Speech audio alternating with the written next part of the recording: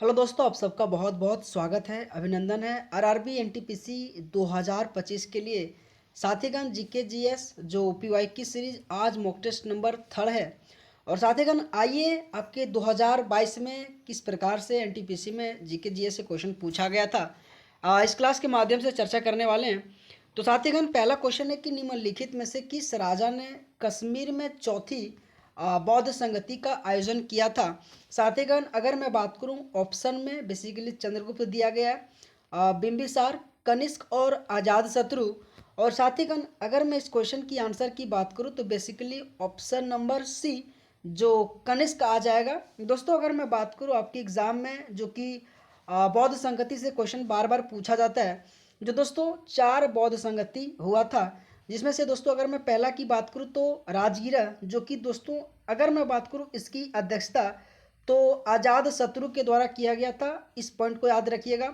अगर मैं दूसरा बात करूं दोस्तों तो वैशाली में हुआ था, और जिसकी अध्यक्षता में बात करूं दोस्तों तो काला शौक के द्वारा किया गया था।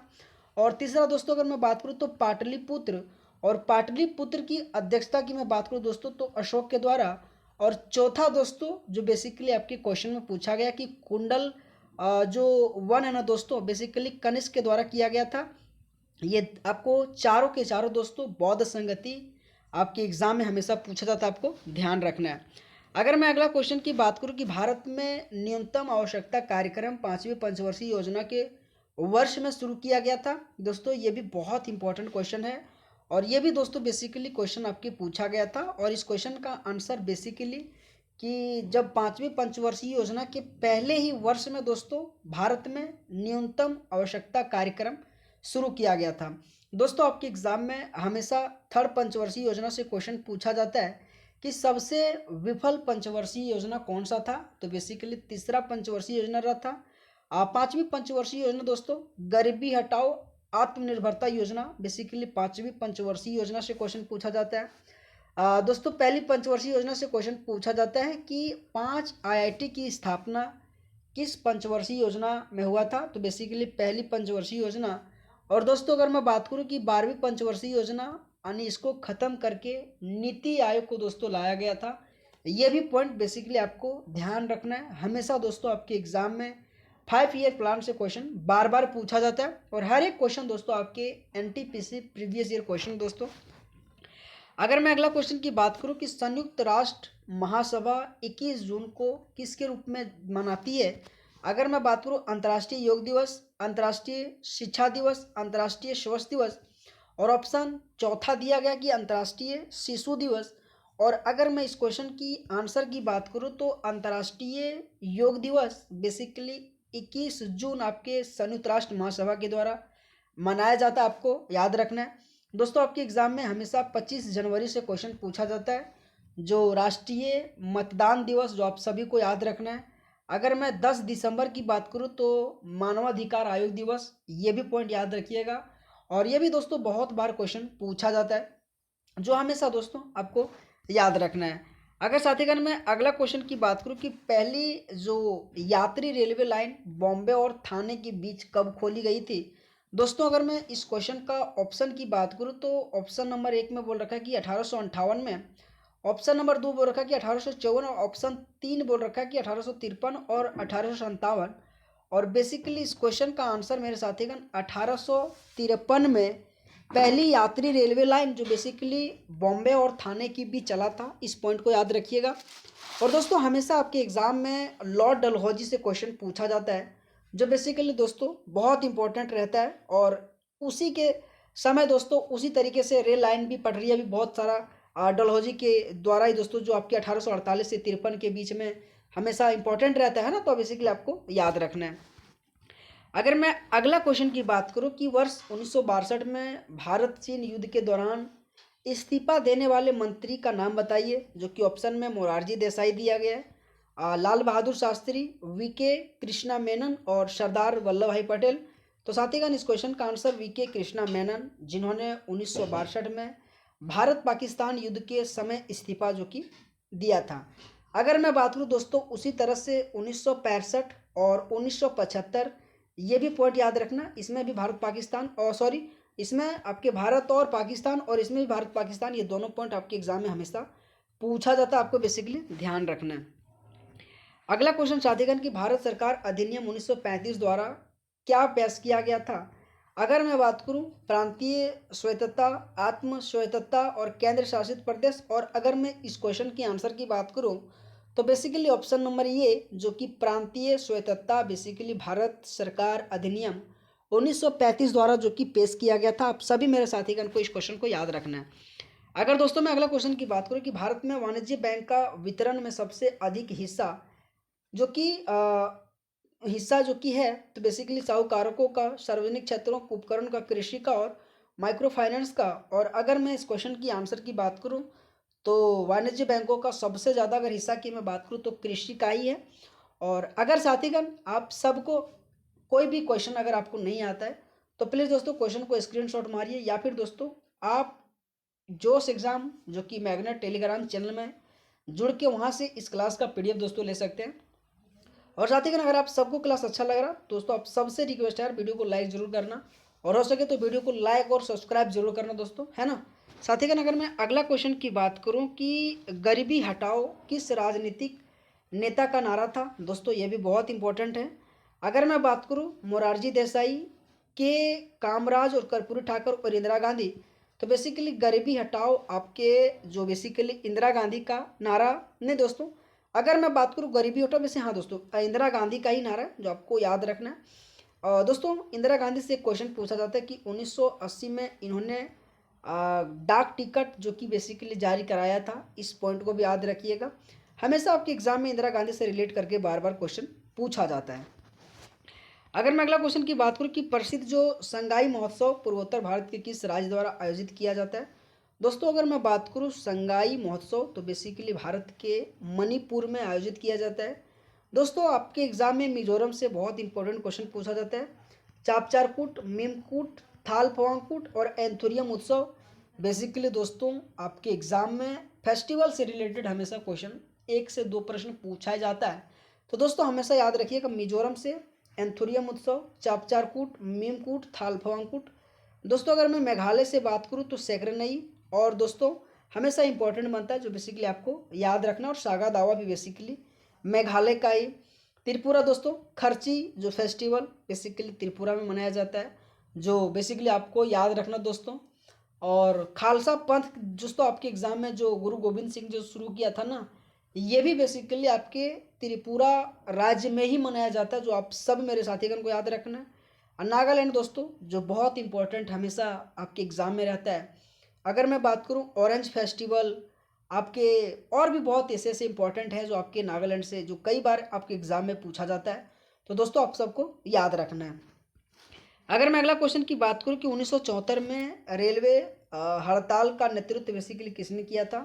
जो कि ऑप्शन में दिया कि जॉर्ज फर्नांडिस, जीपी नारायणन और एसपी मुखर्जी और मोरारजी देसाई। अगर साथीगण मैं इस क्वेश्चन के आंसर की बात करूं तो जॉर्ज फर्नांडिस ने जिन्होंने 1974 में रेलवे हड़ताल का नेतृत्व किया था। दोस्तों ये क्वेश्चन शायद ही बहुत ऐसे मेरे दोस्तों को आता होगा, लेकिन दोस्तों आपको नहीं आता है तो प्लीज़ दोस्तों स्क्रीनशॉट मारिए, क्लास खत्म हो जाएगा रिवीजन कीजिए। अगला क्वेश्चन साथीगण किस प्रकार की मिट्टी दक्कन के पठार के अधिकांश भाग को जो कि आच्छादित करता है? जो साथीगण अगर मैं इस क्वेश्चन की बात करूं तो ऑप्शन नंबर डी जो काली मिट्टी आ जाएगा। और दोस्तों काली मिट्टी से एक इम्पॉर्टेंट आपके एग्जाम में बार बार क्वेश्चन पूछा जाता है कि कपास के लिए बेस्ट अगर कोई मिट्टी है तो कौन सा है? तो काली मिट्टी, जो बहुत आपके एग्जाम में क्वेश्चन इनसे पूछा जाता है, आपको बेसिकली ध्यान रखना है। अगर मैं अगला क्वेश्चन की बात करूं कि कोरामंडल तट निम्नलिखित में से 2 राज्यों का एक बेसिकली घर है। अगर मैं बात करूं कोरामंडल तट बेसिकली तमिलनाडु और आंध्र प्रदेश आ जाएगा, इन दोनों राज्यों का एक बेसिकली घर है। और हमेशा दोस्तों कोरामंडल आ जाएगा, जितने भी तट है दोस्तों काठियावाड़ आ जाएगा, इनसे रिलेटेड आपके एनटीपीसी में क्वेश्चन पूछा जाता है। अगला क्वेश्चन है एलिफेंटा की गुफाएं कहाँ स्थित है? दोस्तों ये बेसिकली इसमें द्वीप पूछ लिया कि एलिफेंटा तो बेसिकली महाराष्ट्र में स्थित है। अधिकांश मेरे साथीगण को ये क्वेश्चन पता होगा, लेकिन दोस्तों ये क्वेश्चन केवल लाने का इतना ही मकसद है दोस्तों कि एलिफेंटा गुफाएं तो आपको पता है कि किस राज्य में है, लेकिन कौन से द्वीप में दोस्तों ये बड़ी बात है। तो बेसिकली आपको याद रखना है कि धारापुरी जो द्वीप है ना, वहीं बेसिकली आपके एलिफेंटा गुफाएं स्थित है, जो आप सभी मेरे दोस्तों से याद रखना। अगर मैं बात करूँ महाराष्ट्र से तो कन्हेरी गुफा, एलिफेंटा गुफा, जो बेसिकली दोस्तों हमेशा आपके एग्ज़ाम में इंपॉर्टेंट है और हमेशा रहता भी है और बार बार इनसे क्वेश्चन पूछा जाता है। अगला क्वेश्चन है कि निम्न में से कौन सा ठंडा शीत मरुस्थल है? सहारा, पैटागोनिया, आर्कटिक और अरेबियन। और दोस्तों अगर मैं इस क्वेश्चन की आंसर की बात करूं तो पैटागोनिया दोस्तों बहुत ठंडा है और हमेशा इनसे जितने भी दोस्तों आपके मरुस्थल हो या लैंड लॉक कंट्री हो उनसे बार बार क्वेश्चन पूछा जाता है। एक क्वेश्चन आपके एग्जाम में पूछा कि सबसे बड़ा लैंड लॉक कंट्री कौन है? तो दोस्तों कजाकिस्तान है। इस पॉइंट को याद रखिएगा और हमेशा आपके कजाकिस्तान से क्वेश्चन बार बार पूछा जाता है। और बेसिकली सबसे ठंडा अगर शीत मरुस्थल की मैं बात करूँ तो क्वेश्चन बेसिकली आंसर पैटागोनिया आ जाएगा, जो आप सभी मेरे साथीगण को याद रखना है। अगला क्वेश्चन है कि भारत के निम्नलिखित स्वतंत्रता सेनानियों में से किसे सीमांत गांधी के नाम से जाना जाता है? दोस्तों ये भी क्वेश्चन बहुत इंपॉर्टेंट है और बेसिकली खान अब्दुल गफ्फार खान को सीमांत गांधी के नाम से जाना जाता है, जो आप सभी मेरे साथीगण से रिक्वेस्ट है इस क्वेश्चन को आप नोट कीजिएगा बार बार। हमेशा दोस्तों ये क्वेश्चन हर एक एग्जाम, चाहे एसएससी हो, चाहे रेलवे, चाहे कोई भी एग्जाम हो, सीमांत गांधी से क्वेश्चन पूछा जाता है। अगर मैं अगला क्वेश्चन की बात करूं कि जो पोंगल बर्ड काउंट निम्नलिखित में से किस राज्य की एक पहल है? तो दोस्तों पोंगल तो आप फेस्टिवल के बारे में तो बहुत सुने होंगे, तो उससे आप रिलेट करके दोस्तों इस क्वेश्चन का आंसर बेसिकली आप कर सकते हैं कि पोंगल बर्ड जो काउंट है ना, सो बेसिकली तमिलनाडु राज्य का एक पहल है जो आप सभी को याद रखना है। और तमिलनाडु फेस्टिवल तो बेसिकली आपके तमिलनाडु जो पोंगल मनाया जाता है, जो पोंगल से बार बार आपके एसएससी और रेलवे में क्वेश्चन पूछा जाता है, तो बेसिकली ये भी बेसिकली क्वेश्चन का आंसर तमिलनाडु आ जाएगा। अगला क्वेश्चन निम्नलिखित पहाड़ियों में से किसकी पश्चिमी सीमा पर भारतीय रेगिस्तान है? दोस्तों ये भी बहुत इंपॉर्टेंट क्वेश्चन है। अगर मैं बात करूं दोस्तों कि किसकी पश्चिमी सीमा पर भारतीय रेगिस्तान है, तो जो कि ऑप्शन आपके अरावली दिया गया है, दूसरा ऑप्शन आपके कंचनजंगा, तीसरा पलानी और चौथा आपके धूपगढ़ दिया गया है। और इस क्वेश्चन का साथीगण आंसर अरावली आ जाएगा कि अरावली ही पश्चिमी सीमा पर भारतीय रेगिस्तान है, जो आपको याद रखना है। अगर मैं अगला क्वेश्चन की बात करूं कि निम्न में से किस वेद को कर्म कांड ग्रंथ यानी कि के रूप में जाना जाता है? जो कि अजुर्वेद, अथर्ववेद, सामवेद और ऋग्वेद, ये चारों वेद से दोस्तों आपके एग्जाम में क्वेश्चन पूछा जाता है, क्योंकि दोस्तों हमेशा वेद, उपनिषद, इनसे रिलेटेड क्वेश्चन बार बार पूछा जाता है। अगर मैं बात करूं कि कर्म कांड ग्रंथ, तो बेसिकली आयुर्वेद आ जाएगा, जो हमेशा आपके एग्जाम में आयुर्वेद से क्वेश्चन पूछा जाता है। सामवेद बेसिकली संगीत से संबंधित है, हमेशा आपको पता होगा। अथर्ववेद दोस्तों इनसे इसलिए इंपॉर्टेंट बनता है कि जादू टोना, बेसिकली इनसे रिलेटेड हमेशा अथर्ववेद से क्वेश्चन पूछा जाता है, जो आपको याद रखना है। और ऋग्वेद दोस्तों सबसे प्राचीन वेद है, जो आप सभी को याद रखना है। ऋग्वेद प्राचीन वेद आ जाएगा, उसके बाद सामवेद, अथर्ववेद, यजुर्वेद, इन वेदों से क्वेश्चन बार बार पूछा जाता है। अगला क्वेश्चन है कि भारत में उष्णकटिबंधीय पर्वतपाती वनों में के बीच में वर्षा होता है? जो दोस्तों ये बहुत इंपॉर्टेंट क्वेश्चन है, जो 40 से 60 सेंटीमीटर ऑप्शन 1 में दिया गया है, 25 से 50 सेंटीमीटर, 70 से 200 सेंटीमीटर। और दोस्तों अगर मैं इस क्वेश्चन की आंसर की बात करूँ तो उष्णकटिबंधीय पर्णपाती वनों में 70 से लेकर 200 सेंटीमीटर के बीच वर्षा होता है, जो आप सभी को याद रखना है। हमेशा ये क्वेश्चन आपके एग्जाम में पूछा जाता है। अगर साथीगण मैं अगला क्वेश्चन की बात करूं कि साइक्लोहेक्सेन का सूत्र बेसिकली क्या है? C6H12 C6H14 C6H6 और C6H10। और अगर मैं बात करूं साइक्लोहेक्सेन का सूत्र की बात, तो बेसिकली C6H12 आ जाएगा, जो आप सभी मेरे साथीगण को रिक्वेस्ट याद रखिएगा। हमेशा साइक्लोहेक्सेन आ जाएगा।